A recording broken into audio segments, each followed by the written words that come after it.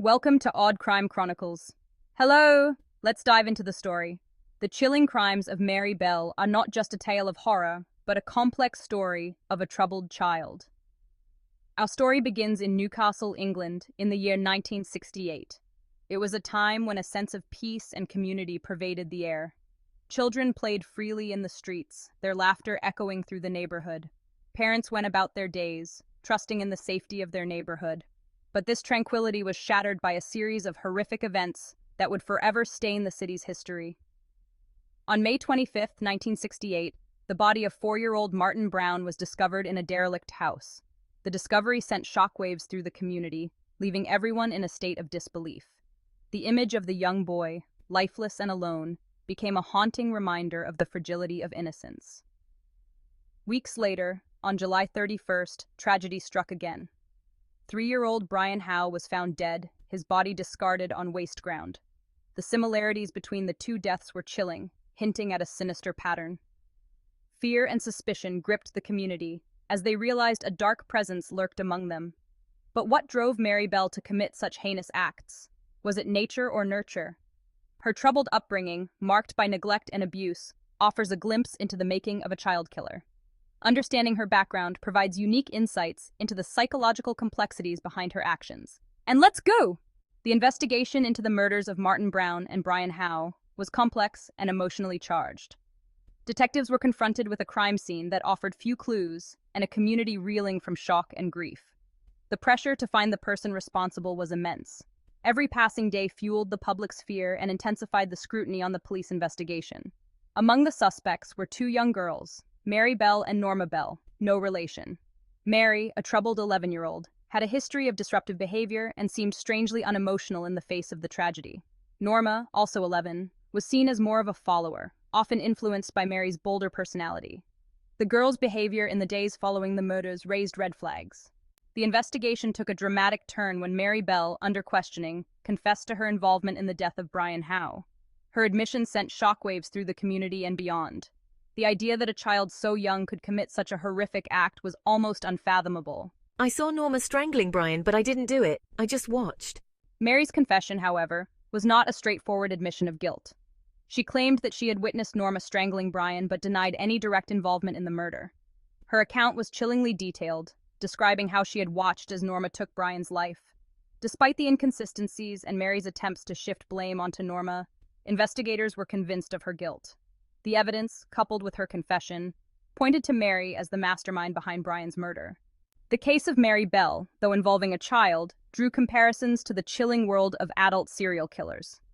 Serial killers, by definition, commit multiple murders, often with a specific modus operandi and cooling-off periods between their crimes. One striking similarity was the apparent lack of remorse or empathy displayed by both Mary and many adult serial killers. Furthermore, Mary's alleged fascination with death and her seemingly calculated actions before and after the murders raised concerns about a potential predisposition to violence. While drawing definitive parallels between a child offender and adult serial killers is complex, the similarities in their psychological profiles and behavioral patterns cannot be ignored. Juvenile offenders, a complex issue in the justice system. The case of Mary Bell ignited a firestorm of debate about how to address juvenile offenders, particularly those accused of violent crimes.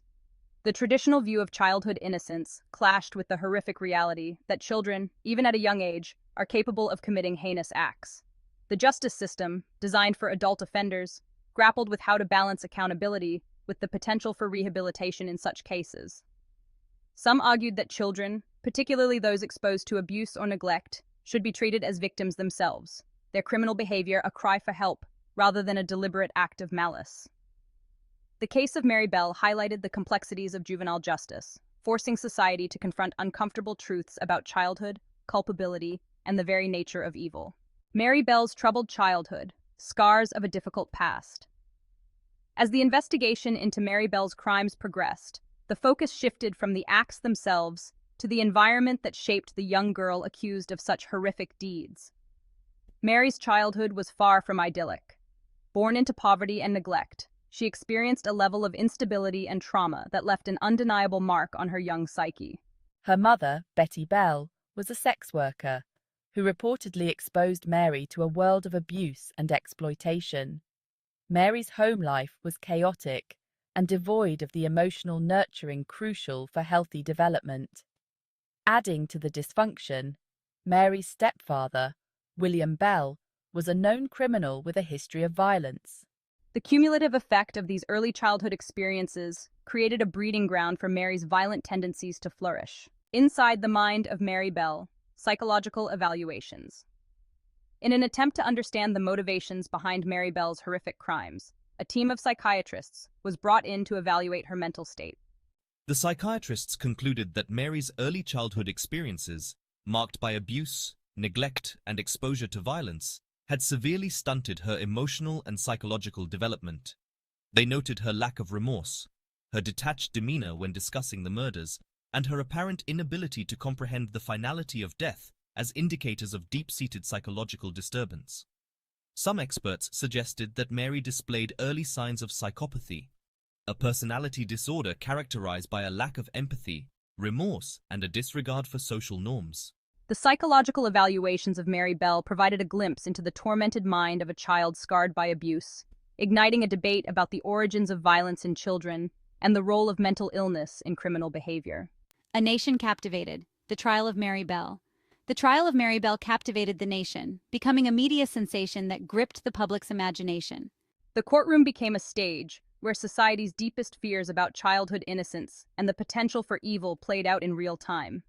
The prosecution presented a compelling case, detailing the horrific nature of the crimes and highlighting Mary's disturbing lack of remorse.